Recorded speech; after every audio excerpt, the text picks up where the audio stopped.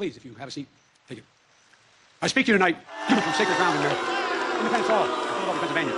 This is where America made its Declaration of Independence to the world more than 2 centuries ago, with an idea unique among nations. That in America, we're all created equal. This is where the United States Constitution was written and debated. This is where we set in motion the most extraordinary experiment of self-government the world has ever known. With 3 simple words: we the people. We the people. These 2 documents and the ideas they embody, equality and democracy, are the rock upon which this nation is built. They're how we became the greatest nation on earth. They're why, for more than 2 centuries, America has been a beacon to the world. As I stand here tonight, equality and democracy are under assault. We do ourselves no favor to pretend otherwise. So tonight, I've come to this place where it all began to speak as plainly as I can to the nation about the threats we face, about the power we have in our own hands to meet these threats, and about the incredible future that lies in front of us if only we choose it. Let's never forget, we the people are the true heirs of the American experiment that began more than 2 centuries ago. We the people have burning inside of each of us the flame of liberty that was lit here at Independence Hall. The flame that lit our way through abolition, the Civil War, suffrage, the Great Depression, world wars, civil rights. That sacred flame still burns. Now in our time, as we build an America that is more prosperous, free, and just. That is the work of my presidency, a mission I believe in with my whole soul. But first, we must be honest with each other, and with ourselves. Too much of what's happening in our country today is not normal. Donald Trump and the MAGA Republicans represent an extremism that threatens the very foundations of our republic. And I want to be very clear up front.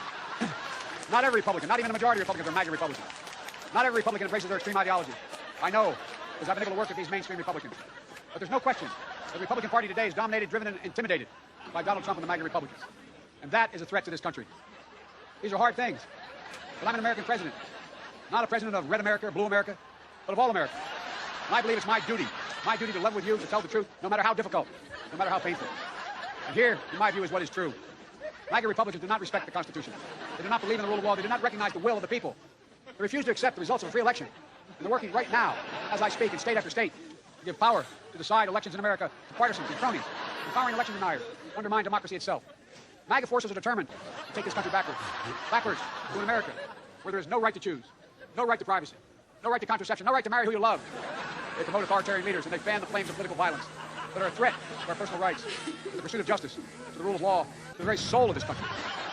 They look at the mob that stormed the United States Capitol on January 6th, brutally attacking law enforcement, not as insurrectionists who placed a dagger at the throat of our democracy, but they look at it as patriots. And they see their MAGA failure to stop a peaceful transfer of power after the 2020 election as preparation for the 2022 and 2024 elections. They tried everything last time to nullify the votes of 81 million people. This time, they're determined to succeed in thwarting the will of the people. That's why respected conservatives, like Federal Circuit Court Judge Michael Liddig, has called Trump and the extreme MAGA Republicans, quote, a clear and present danger to our democracy. But while the threat to American democracy is real, I want to say as clearly as we can, we are not powerless in the face of these threats. We are not bystanders in this ongoing attack on democracy.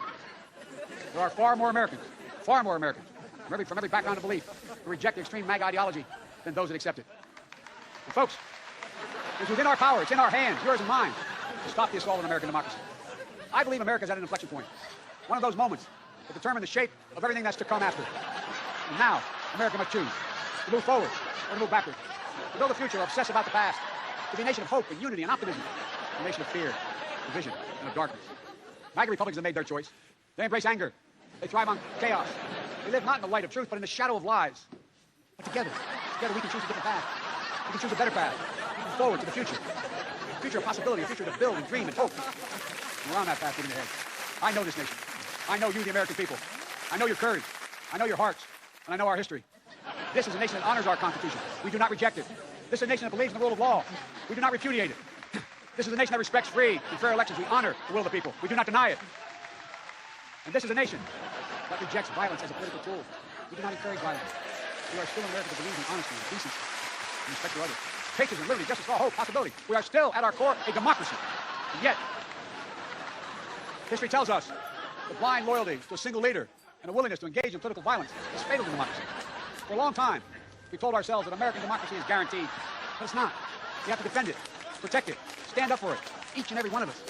That's why tonight, I'm asking our nation to come together, to unite behind the single purpose of defending our democracy regardless of your ideology. We're all called by duty and conscience to confront extremists who put their own pursuit of power above all else.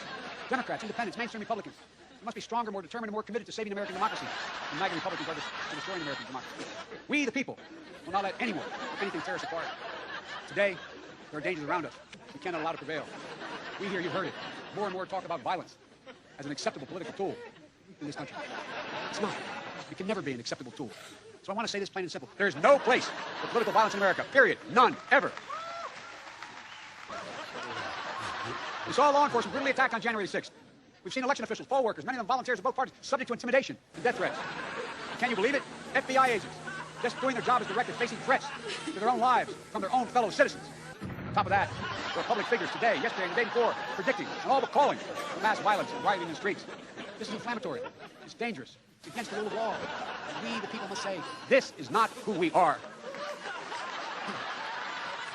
Ladies and gentlemen, we can't be pro-insurrectionists and pro-American. They're incompatible. We can't allow violence to be normalized in this country. It's wrong. We each have to reject political violence with all the moral clarity and conviction this nation can muster. Now, we can't let the integrity of our elections be undermined. For that is a path to chaos. Look, I know politics can be fierce and mean and nasty in America. I get it. I believe in the give and take of politics, in disagreement and debate and dissent. We're a big, complicated country. But democracy endures only if we, the people, respect the guardrails of the republic. Only if we, the people, accept the results of free and fair elections. Only if we, the people, see politics not as total war, but mediation of our differences. Democracy cannot survive when one side believes there are only two outcomes to an election. Either they win or they were cheated. And that's where the MAGA Republicans are today. They don't understand what every patriotic American knows. You can't love your country only when you win. It's fundamental. American democracy only works only if we choose to respect the rule of law and the institutions that were set up in this chamber behind me. Only if we respect our legitimate political differences. I will not stand by and watch. I will not, the will of the American people, be overturned by wild conspiracy theories and baseless evidence-free claims of fraud. I will not stand by and watch elections in this country stolen by people who simply refuse to accept that they lost. I will not stand by and watch the most fundamental freedom in this country, the freedom to vote, and have your vote counted and be taken from you, the American people. Look, as your president, I will defend our democracy with every fiber of my being, and I'm asking every American to join me. Throughout our history, America has often made the greatest progress coming out of some of our darkest moments, like your hearings in that bullhorn. I believe we can and must do that again, and we are. MAGA Republicans look at America and see carnage and darkness and despair. They spread fear and lies told for profit and power. But I see a different America, an America with an unlimited future. America is about to take off. I hope you see it as well. Just look around. I believe we can lift America from the depths of COVID, so we passed the largest economic recovery package since Franklin Delano Roosevelt, and today America's economy is faster, stronger than any other advanced nation in the world. We have more to go. I believe we can build a better America. So we passed the biggest infrastructure investments in President Dwight D. Eisenhower, and we now embark on a decade of rebuilding the nation's roads, bridges, highways, ports, water systems, high-speed internet, railroads. I believe we can make America safer, so we passed the most significant gun safety law since President Clinton. I believe we could go from being the highest cost of prescriptions in the world to making prescription drugs and healthcare more affordable, so we passed the most significant healthcare reform since President Obama signed the Affordable Care Act. And I believe we could create a clean energy future and save the planet. So we passed the most important climate initiative ever, ever, ever. The cynics and the critics tell us nothing can get done, but they're wrong. There is not a single thing America cannot do, not a single thing beyond our capacity if we do it together. It's never easy, but we're proving in America, no matter how long the road, progress does come. Look, I know the last few years have been tough, but today, COVID no longer controls our lives. More Americans are working than ever. Businesses are growing, our schools are open. Millions of Americans have been lifted out of poverty. Millions of veterans once exposed to toxic burn pits will now get what they deserve for their families in a compensation. American manufacturers come alive across the heartland, and the future will be made in America. No matter what the white supremacists and the extremists say. I made a bet on you, the American people, and that bet is paying off, proving that from darkness of Charlottesville, of COVID, of gun violence, of insurrection, we can see the light. Light is now visible. Light that will guide us forward, not only in words, but in actions. Actions for you, for your children, for your grandchildren, for America. Even in this moment, with all the challenges we face, I give you my words of Biden, I've never been more optimistic about America's future. Not because of me, but because of who you are. We're going to end cancer as we know it. Mark my words. We're going to create millions of new jobs in a clean energy economy. We're going to think big. We're going to make the 21st century another American century. Because the world needs us to. That's where we need to focus our energy. Not in the past, not on divisive culture wars, not on the politics of grievance, but on the future we can build together. The MAGA Republicans believe that for them to succeed, everyone else has to fail. They believe America, not like I believe about America. I believe America is big enough for all of us to succeed. And that is the nation we're building, a nation where no one is left behind. I ran for president because I believe we're in a battle for the soul of this nation. I still believe that to be true. I believe the soul is the breath, the life, and the essence of who we are. The soul is what makes us us. The soul of America is defined by the sacred proposition that all are created equal in the image of God, that all are entitled to be treated with decency, dignity, and respect, that all deserve justice and a shot at lives of prosperity and consequence. And that democracy must be defended. The democracy makes all these things possible. Folks, and it's up to us. Democracy begins and will be preserved in we, the people's habits of the heart, in our character. Optimism that is tested yet endures. Courage that digs deep when we need it. Empathy that fuels democracy. The willingness to see each other not as enemies but as fellow Americans. Look, our democracy isn't perfect. It always has been. Notwithstanding those folks you hear on the other side there. We're entitled to be outrageous. This is a democracy. But history is common sense. Good manners is nothing they've ever suffered from. But history and common sense tell us that opportunity, liberty, and justice for all are most likely to come to pass in a democracy. We've never fully realized the aspirations of our founding, but every generation has opened those doors a little bit wider, includes more people than excluded before. My fellow Americans, America is an idea, the most powerful idea in the history of the world, and it beats in the hearts of the people of this country. It beats in all our hearts. It unites America. It is the American creed, the idea that America guarantees that everyone be treated with dignity. It gives hate no safe harbor. It installs in everyone the belief that no matter where you start in life, there's nothing you can't achieve. That's who we are. That's what we stand for. That's what we believe. And that's precisely what we're doing. Opening doors, creating possibilities, focusing on the future, and we're only just beginning. Our task is to make our nation free and fair, just and strong, noble and whole.